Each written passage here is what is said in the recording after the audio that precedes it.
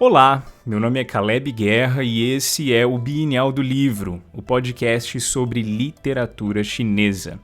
O tema do episódio de hoje é A Sombra da Minha Sombra, Meditação Espontânea. Nós vamos falar aqui sobre a voz na cabeça, da voz na nossa cabeça. Bora lá?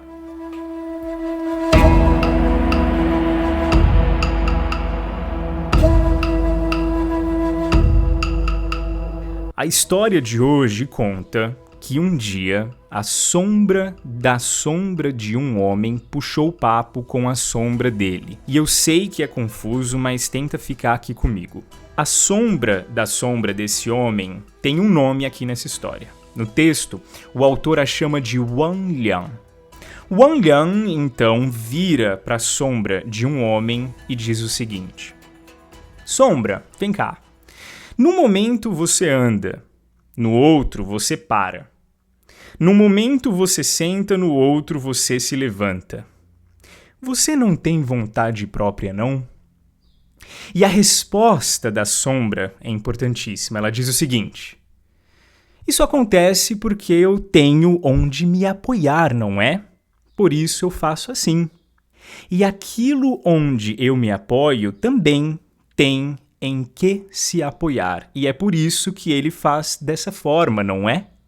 Por acaso eu me apoiaria nas escamas de uma serpente ou nas asas de uma cigarra? E aquilo em que eu me apoio, como vai saber o porquê ele se apoia em que se apoia? E como vai saber o porquê não se apoia onde não se apoia? Bom, a gente tem aqui uma história bastante confusa, mas alguns pontos importantes para entendê-la melhor. O nome dessa história é Wang Liang Pergunta a Jin. Jin é a palavra que usamos hoje em mandarim para paisagem ou cenário, mas é de consenso que naquela época ela significava também sombra, até porque a palavra que usamos hoje para sombra traz o caractere de Jin no meio ali, mais um radical ao lado. Mas nós temos um caminho aqui diferente para percorrer até firmarmos a nossa ideia sobre o que exatamente seria o Wang Liang, vulgo a sombra da sombra. Primeiro vamos lá. Por que é que eu estou chamando o Wang Liang de a sombra da sombra? Bom, motivo número 1 é porque é muito mais fácil começar a história dessa forma e depois expandir a discussão e o significado sobre ela. 2, porque a maioria dos comentaristas antigos dessa história também fizeram comentários chamando o Wang Liang de a sombra da sombra.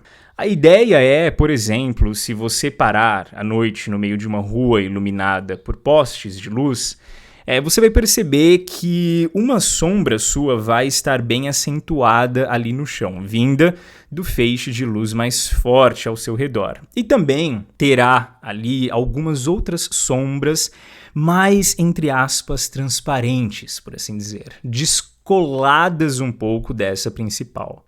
Então existe a definição de Wang Liang como sendo a sombra tênue ao redor da sombra. Nesse sentido, a gente teria uma sombra também não independente, questionando a dependência da sombra. E a sombra dizendo que se apoia em alguém ou em algo, que é dependente e depende de uma coisa só.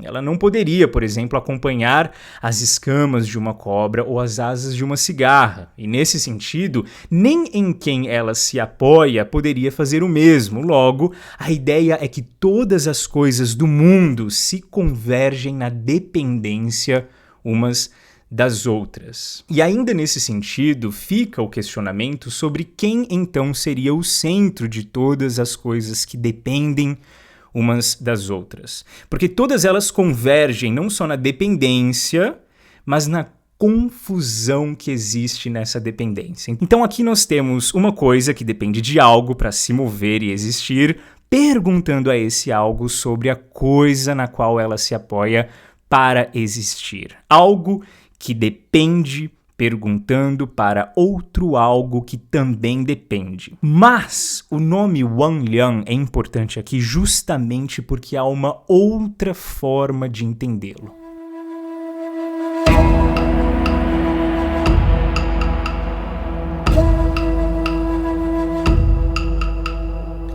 Se você colocar os dois caracteres de Wanliang, ambos dentro do radical de Gui, que significa em mandarim fantasma, espírito, ou aparição, ou até mesmo demônio, a pronúncia fica a mesma e aí temos uma palavra que aparece várias vezes em escritos antigos, tão antigos quanto essa história. E aí tem dois significados para essa palavra, a palavra Wanliang. O primeiro é um substantivo, que significa um ser sobrenatural que vivia entre os pés da montanha e o rio. Um ser sobrenatural que vive na natureza. Wanliang, esse ser, foi citado num livro que fala, por exemplo, sobre as histórias de Confúcio, ao lado de um outro ser sobrenatural chamado Kui, um monstro de uma perna só. Wanliang aqui já não significa a sombra da sombra falando com ela, mas sim um outro ser puxando assunto, um ser sobrenatural puxando assunto com algo que estaria neste mundo natural. Agora, o segundo significado de Wanliang é simplesmente um adjetivo, algo que parece não ter base nenhuma ou fundamento. Independente. Em um pedaço de texto, no livro de crônicas do estado Chu, chamado Ai Min, ou A Dor da Vida, onde fala sobre o que acontece na morte, ou no processo da morte, o texto diz que a forma, corpo, se desintegra enquanto o espírito fica Wanliang, sem ter onde repousar. Enquanto o espírito fica independente. Também tem um texto chamado Huainanzi, um cara que eu cito muito lá no Instagram, tem o mesmo assunto sobre morte, dizendo que nesse processo de morte, o espírito fica Wanliang, sem ter onde morar, e isso é a morte, Wanliang. Bom, nesse contexto de Wanliang, fica claro que a interpretação da história mudaria. Aqui nós não temos a história de algo que depende, questionando outro algo que também depende. Nós temos aqui uma versão completamente diferente. Um ser completamente independente de outro ser, questionando aquele que depende do porquê ele depende.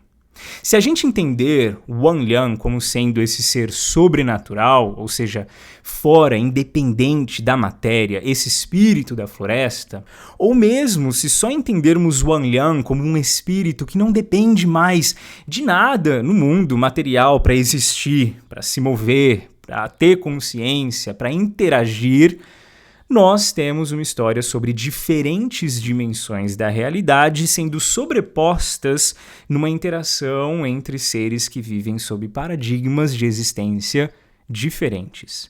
Bom, nesse sentido, a história então é sobre Wanliang demandando uma explicação da sombra do porquê tudo que ela fazia era dominado por outro ser, nesse caso, o corpo, a forma de alguém.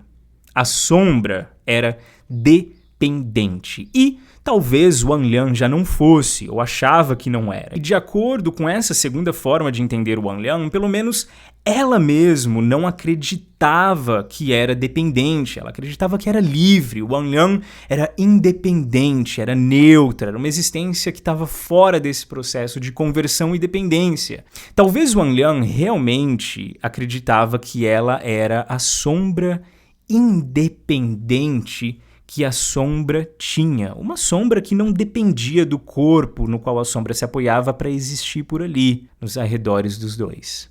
Interpelada sobre a sua dependência, e nadando na confusão como eu e você também estamos, a sombra diz que não poderia ser sombra das asas de uma cigarra, e das escamas de uma cobra. Por quê? Porque ambas as coisas, tanto a asa de uma cigarra quanto as escamas de uma cobra, são transparentes, colocadas entre o sol e o chão, ou entre uma lamparina e o chão e uma parede, elas não têm uma sombra muito forte. Dependendo, inclusive, da intensidade da luz, a sombra fica muito tênue no chão ou na parede, quase inexistente, ou, como eu gosto de dizer, quase imperceptível. Nesse caso, nós teríamos a sombra, então, ensinando a Wanliang o seguinte: Se nem a quase falta de sombra que existe da asa de uma cigarra e das escamas de uma cobra são independentes delas, quanto mais Wang Liang. Mesmo imperceptível aos olhos, tudo o que existe, tanto nesse mundo como em algum outro, depende de todo o resto e se apoia em todo o resto, inclusive a consciência que pensa ser livre como Wang Liang. Natural com natural, sobrenatural com sobrenatural, natural com sobrenatural e sobrenatural com natural. Wang Liang, enquanto espírito independente, entre aspas, ou ser sobrenatural, que já não depende de nada físico ou material para existir e conversar, leva a invertida da sombra, que diz que todas as coisas se apoiam em algo e que elas existem todas anexadas e ligadas a algo mesmo, se a ligação for tênue ou até mesmo imperceptível. Nesse caso, ao ser questionada sobre a própria falta de liberdade, a sombra estaria sendo irônica, dizendo para Wang Liang: você que pensa que é livre, todos nós estamos interligados, quer seja visível aos seus olhos, quer não. A sombra deixa claro aqui uma coisa, não se engane, tudo o que existe converge, e no processo de convergir, tudo o que existe depende de tudo o que existe. O nosso objetivo é aprender sobre essa dependência, a dependência que temos uns dos outros. Bom, essa história vem no penúltimo parágrafo do capítulo e vem com uma conclusão. Tudo depende de tudo, todas as coisas se apoiam umas nas outras, sendo isso óbvio ou não. Bom, e mesmo que a gente trate o Wang Liang como um ser independente da sombra, nós vamos chamá-la ainda de a sombra da sombra, já que ela era realmente um ser sobrenatural, ou vamos chamá-la aqui de a voz dentro da voz. E o que a gente consegue ver aqui nessa história, agora da perspectiva do escritor dela, são as camadas de consciência do ser humano. Você tem 3 personagens nessa história. Você tem o Wang Liang, a sombra, que são, os personagens principais, e o corpo de alguém. E esse alguém é um coadjuvante. Zhuangzi, como escritor, bola uma história entre a própria consciência e algo que julgava estar fora dela, mas que na conclusão da sombra era tão parte da sombra e tão dependente dela quanto ela era do corpo. Ou seja, tudo a mesma coisa. E por que é que eu estou tratando aqui essas 2 sombras ou 2 vozes como camadas da consciência do escritor? Horas, em um livro cheio de parábolas e fábulas, a gente só pode atribuir todas as existências fantásticas como fragmentos da consciência de quem as escreveu, mas também porque o parágrafo que vem depois desse e que fecha o capítulo inteiro é o escritor Zhuangzi contando que sonhou que era uma borboleta voando e quando acordou não sabia se era um homem sonhando que era uma borboleta ou uma borboleta sonhando que era um homem. Para Zhuangzi, depois de concluir que todas as coisas convergem em um único processo, todas interdependentes e eternamente em transformação, ele diz que o ápice da interconexão de todas essas coisas é quando elas já não sabem mais onde termina uma e onde começa a outra. Em uma viagem para dentro de si, por exemplo, em um sonho, as fronteiras da realidade já ficam ofuscadas. É como se o escritor desse livro quisesse ouvir todas as vozes de dentro dele mesmo, desde as mais óbvias até as mais tênues e as mais difíceis de serem acessadas e levadas em consideração. É como se ele quisesse perguntar a si mesmo e discordar de si mesmo várias vezes até ficar em paz com todas as ideias contraditórias e vozes diferentes que existiam dentro de si. Zhuangzi havia feito as pazes com todas as sombras e as vozes boas de dentro dele mesmo, aquelas que faziam ele se confundir, por exemplo, com uma borboleta, sonhando que era um ser humano. Olha que coisa maravilhosa. Mas também ele fez as pazes com as vozes e as sombras ruins de dentro dele, como, por exemplo, a que insistia em questionar a dependência dele vivendo na pura ilusão de querer ser independente de tudo. Vozes que se contrapunham entre si dentro de Zhuangzi eram bem-vindas nesse palco de discussão, nessa loucura que a gente está vendo. Sendo a sombra da sombra ou um ser sobrenatural, ou um demônio, enfim, as vozes que residiam no mais profundo do ser de Zhuangzi encontravam manifestações artísticas de acolhimento de uma forma muito natural para que ele pudesse conversar com todas elas. Agora, uma possível discussão entre você e a parte mais sombria de você, que vive na ilusão de se tornar independente de você, esse tipo de campo de ideias não é para qualquer um, não. Zhuangzi acreditava que todas as vozes no universo, as da claridade e as vozes da escuridão, estavam niveladas em sentido e em busca. E ele não tinha medo de nenhuma delas. Todas elas, e esse capítulo todo é sobre isso, o levavam a possibilidades infinitas de quem ele poderia ser em uma só vida. Mas nem todo mundo enxerga dessa forma. Eu fiz uma enquete, por exemplo, lá no Instagram, perguntando se as pessoas têm medo delas mesmas. E 48% das que responderam disseram que sim. E perguntei também se, caso a sombra da própria sombra ou a parte mais escura delas mesmas quisesse falar com elas, se elas responderiam. E 25% disse que não. Nem todo mundo para escutar as vozes que se expressam perdidas dentro de suas cabeças. E às vezes, quando a gente para escutá-las, a gente simplesmente não gosta do assunto que se desenrola. E eu vou contar aqui pra você agora, ouvinte do Bienal, uma outra história. Na verdade, eu já contei ela aqui no podcast uma vez, então ela é curtinha, tem 3 minutos, eu vou somente resgatar o áudio aqui e se prepare porque ela é um conto de terror, mas tem muito pra gente aprender com ela. Tang Jingxuan era um gênio da vila onde ele morava. Ele praticava uma técnica de meditação e respiração todos os dias, e nem o verão mais quente ou o inverno mais congelante o impediam de praticar.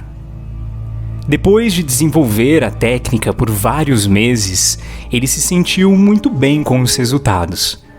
Até que um dia, sentado de pernas cruzadas, ele ouviu um som baixo em seu ouvido, parecido com o som de uma mosca, mas que claramente dizia: "Podemos nos ver?" Ele abriu os olhos de repente e não ouviu mais nada. Então fechou novamente os olhos e continuou respirando calmamente no exercício da meditação. E então ele escutou o mesmo som. Ele ficou feliz ao pensar que esse som poderia ser fruto dos seus últimos meses de meditação profunda. Então, a partir daí, todos os dias, quando ele se sentava para a prática de respiração, ele começou a abrir os olhos para ver se conseguia enxergar alguma coisa perto dele. Um dia, como esperado, ele ouviu novamente: "Podemos nos ver?" Um som baixo, mas agudo e persistente. Então, finalmente, ele respondeu: "Sim, podemos nos ver." Rapidamente, o som aumentou e se tornou insuportável, até que ele sentiu algo saindo de dentro do seu ouvido. Abriu os olhos devagar e viu um ser pequeno, de uns 10 centímetros, com uma aparência sinistra e monstruosa, tão feio e repulsivo que parecia um demônio, apesar de ter corpo de uma pessoa. Essa coisa caiu do seu ouvido e dava voltas no chão do quarto. Então ele se sentiu perturbado, mas decidiu esperar e ver se essa criatura sofreria algum tipo de transformação. Enquanto ele a olhava, ele escutou o vizinho no portão que o chamava para pedir algo emprestado. E assim que a criatura escutou a voz do vizinho, ela entrou em pânico e começou a correr descontroladamente em volta do quarto, como se fosse um rato atrapado. O pequeno gênio da vila, então, de repente começou a delirar e sentiu como se a sua alma tivesse se perdido no chão. E ele não conseguiu mais achar a criatura monstruosa. Depois disso, ele enlouqueceu. Chorava sem parar dia e noite. Sua família comprou vários medicamentos e ele foi tratado pela metade de um ano, até que conseguiu começar a se sentir melhor.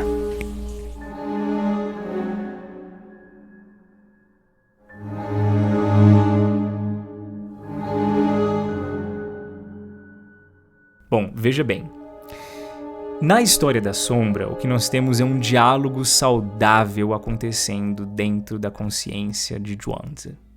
Nós temos algo que inclusive gerou uma produção literária, uma experiência que não o deixou alucinado, nem louco, nem assustado. Mas nessa história nós temos uma outra conclusão. Ele fica meditando durante meses ali, o gêniozinho, e essa experiência o leva à loucura.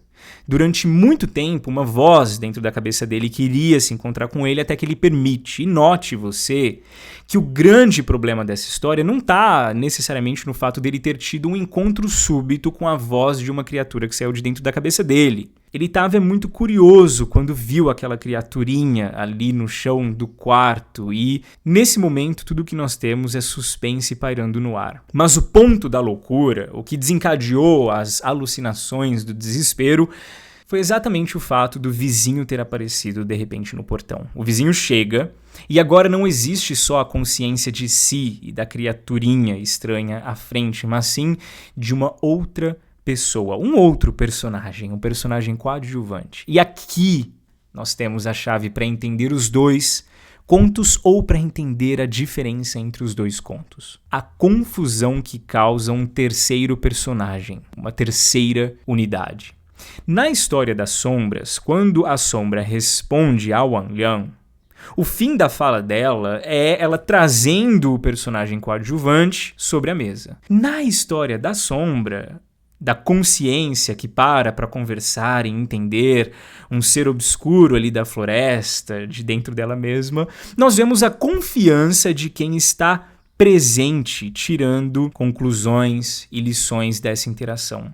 Já no conto de terror da pessoa no ouvido, nós temos os dois personagens principais enlouquecendo com a possibilidade de um terceiro personagem entrar em cena. Por quê? Simplesmente porque no processo de meditar espontaneamente, buscando ir mais a fundo de quem são, algumas pessoas lidam melhor com interações inesperadas, com vozes inesperadas. Outras pessoas nem tanto. Às vezes, a gente até aguenta a voz mais obscura de nós mesmos ou os nossos próprios demônios na nossa frente nos confrontando. Mas a ideia de uma outra pessoa ver essa parte de nós é tão assustadora que a gente simplesmente não consegue conceber um mundo onde isso seja possível acontecer. A loucura, então, aqui nesse caso, vem como uma opção à exposição.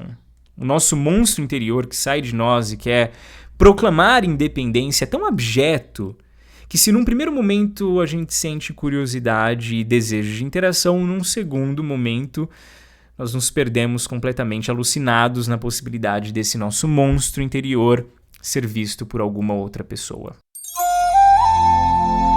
Todos nós temos sombras, né? Todos nós temos incontáveis vozes dentro da nossa consciência buscando expressões artísticas para vir à tona. Mas nem todo mundo lida muito bem com essas interações. Faz parte de uma consciência limpa e de um ser maduro saber não enlouquecer quando expostas estiverem suas pequenas centenas de insanidades. Faz parte de seres que buscam a verdade e colocar todas as possibilidades na mesa quando confrontados ali nos limites de suas consciências. Cada um lida com essas interações inesperadas de uma forma. Mas, por princípio universal, nós temos dois grupos gerais de pessoas. O grupo das que conseguem usar da lógica e da criatividade para aproveitar da situação e produzir conhecimento em cima dela, e o grupo de pessoas que enlouquecem. E por enlouquecer, eu quero dizer coisas simples como fechar-se, amargurar-se, tornar-se azedo, ignorante sobre si e sobre o mundo.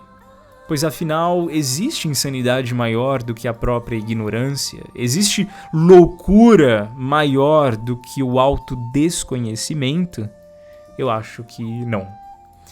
E em qual dos dois grupos a gente tá, eu e você, ouvinte do Bienal, é uma pergunta importante a ser feita. E essa pergunta precisa vir com uma resposta satisfatória. Bom, meu nome é Caleb Guerra e esse foi um dos episódios mais longos por aqui no Bienal. Se você gostou, nós estamos em todas as redes sociais, pode procurar Bienal do Livro e entre em contato com a gente. e nós nos vemos no próximo episódio. Grande abraço.